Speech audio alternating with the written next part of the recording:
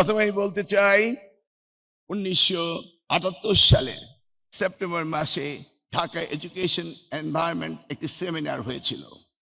সেই সেমিনারে আমাদের লেট প্রেসিডেন্ট শহীদ জিয়া রহমান বলেছিলেন, education is the prime catalyst for all human potential, অর্থাৎ মানুষের সকল শক্তির উৎস শিক্ষার মধ্যেই নিহিত। সেই কথাটি স্মরণ রেখে আজকের প্রধানমন্ত্রী তিনি সবচেয়ে বেশি গুরুত্ব দিচ্ছেন education.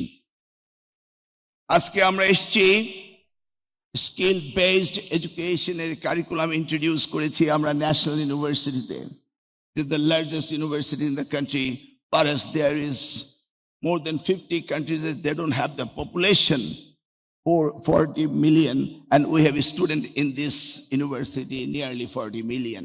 This is the largest university in the country. অতএব এই ইউনিভার্সিটিকে আমাদের গুরুত্ব দিতে হবে এবং আজকে যে সাবজেক্টে স্কিল বেসড এডুকেশনকে গুরুত্ব দিতে হবে, যেটি হচ্ছে আমাদের প্রধানমন্ত্রী সবচেয়ে গুরুত্বপূর্ণ বিষয় হিসেবে ইতিমধ্যে গণ্য করেছেন। আমাদের হিউম্যান ক্যাপিটাল তৈরি করতে হবে, মানব সম্পদ তৈরি করতে হবে, দক্ষ মানব সম্পদ আমাদের লাগবেই, এর কোনো বিকল্প নেই। আমরা একটি ভাগ্যবান জাতি। আমরা জানি পৃথিবীর more than 30 developed nation, they are declining their population. More people are dying, less people are taking birth. But in Bangladesh, more people are taking birth, less people are dying, and it's a growing segment, and we must address this through our national university. A national university skill-based human resource development ke আমাদের সবচেয়ে বেশি গুরুত্ব দিতে হবে। শুধু degree হলে হবে না, সেটি স্কিল, ইন্ডাস্ট্রি, এন্টারপ্রেনারশিপ, লোকাল ডেভেলপমেন্টকে আমাদের গুরুত্ব দিতে হবে। আমরা এমন একটি স্ট্রাকচার করতে চাই এডুকেশনে যেখানে একাডেমিক নলেজ থাকবে নিয়ারলি 40% এবং প্র্যাকটিক্যাল অ্যান্ড প্রফেশনাল থাকবে 30%, 20% ইন্টার্নশিপ, ফিল্ড ওয়ার্ক আর প্রজেক্ট বেসড লার্নিং থাকতে হবে এবং 10% থাকতে হবে entrepreneurship, soft skill and career development and প্রিপারেশনে থাকতে হবে। তাহলে আমরা আগামী দিনের ভবিষ্যৎ একটি বাংলাদেশ তৈরি করতে পারবো।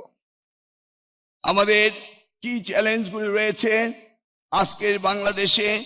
একটা গ্রোয়িং সেগমেন্ট হচ্ছে ইন্ডাস্ট্রি অ্যান্ড একাডেমিয়ার একটি গ্যাপ রয়েছে। এই গ্যাপকে আমাদের অ্যাড্রেস করতে হবে। সেই জন্য মাননীয় প্রধানমন্ত্রী তিনি টিবেটকে সবচেয়ে বেশি গুরুত্ব দিয়ে যাচ্ছেন। আমাদের স্টুডেন্টদেরকে practical, digital and communication problem solving and skill ডেভেলপমেন্টে একাডেমিক নলেজে গুরুত্ব দিতে হবে। আমরা চাই আমাদের এই বিশ্ববিদ্যালয়গুলো যেন আগামী দিনে মার্কেট বেসড ডিমান্ডের উপর নির্ভর করে তারা যেন কারিকুলাম দেয়, সেইভাবে যেন তারা এগিয়ে যায়, সেটা আমরা আশা করব।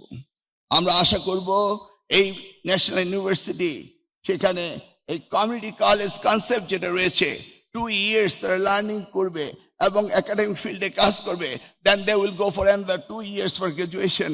এই ধরনের কনসেপ্টকে আমাদের ইন্ট্রোডিউস করে এই বাংলাদেশের বিশাল ছাত্র ছাত্রীদেরকে কর্মক্ষম জাতি তৈরি করতে হবে, সেই পরিকল্পনায় রয়েছে আমাদের মাননীয় প্রধানমন্ত্রী। আমাদের প্রত্যেকটি কলেজকে স্টাবলিশ করতে হবে ক্যারিয়ার অ্যান্ড এমপ্লয়েবিলিটি সেন্টার হিসাবে। Service like career guidance, CV support, internship, job fairs and entrepreneurship mentoring আমাদের করতে হবে। আমি বলবো আমাদের টিচারদের ট্রেনিং এর প্রয়োজন রয়েছে। এই বছর আমাদের সচিব সাহেব বললেন, we received the highest budget from our honorable prime minister. তিনি কমিটমেন্ট করেছিলেন গ্র্যাজুয়ালি জিডিপির 5% শিক্ষা মন্ত্রণালয়ে দিবেন।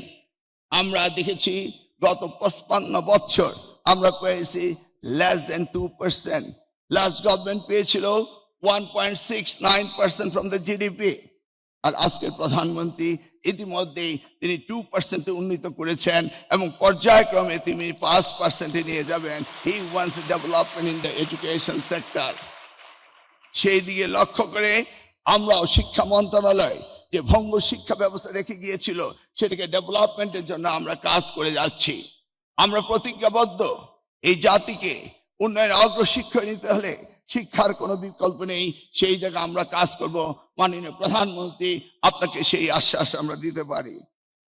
আমাদের গোল হচ্ছে যে শুধু গ্রাজুয়েট তৈরি করা নয়, আমরা চাই কর্মক্ষম জাতি অ্যান্ড স্কিল বেসড এডুকেশন দিয়ে আমরা এই জাতিকে যেন গঠন করতে পারি। মাননীয় প্রধানমন্ত্রী, আপনি বলেছেন উই হ্যাভ এ প্ল্যান। আমি জানি আপনার প্ল্যান শুরু হয়েছে এই শিক্ষা ব্যবস্থা দিয়ে, যেটি করেছিলেন আমাদের দেশমাতা বেগম খালেদা জিয়া। তিনি এই শিক্ষাকে সবচেয়ে বেশি ভালোবাসতেন। আমরা কাজ করেছিলাম। এই ন্যাশনাল ইউনিভার্সিটি এবং প্রাইভেট ইউনিভার্সিটি উনার সময় প্রতিষ্ঠিত হয়েছিল 1992 অ্যাক্ট দিয়ে। আজকে বাংলাদেশের 57টি পাবলিক বিশ্ববিদ্যালয় রয়েছে, 116টি প্রাইভেট বিশ্ববিদ্যালয় রয়েছে। আমাদের ইউজিসি থেকে শুরু করে আমরা সকলে চিন্তা করছি আমরা বাংলাদেশকে একটি ইন্টারন্যাশনাল এডুকেশনাল হাব তৈরি করব। আমরা চিন্তা করছি ক্রস বর্ডার এডুকেশন আমরা করার চেষ্টা করব।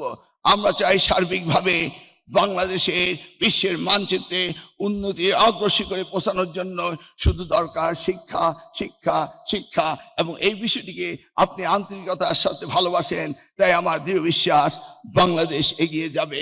আগামীর বাংলাদেশ গর্ব ইনশাল্লাহ।